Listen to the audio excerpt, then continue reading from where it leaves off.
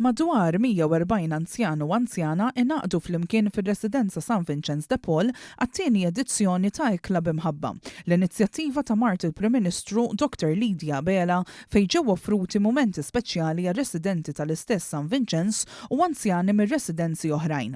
L-attività li reġgħet ittellat fl-okkażjoni ta' Jum San Valentinu waslet il-messaġġ ta' mħabba rispett u solidarjetà anke f'mumenti fejn ikun hemm is-solitudni.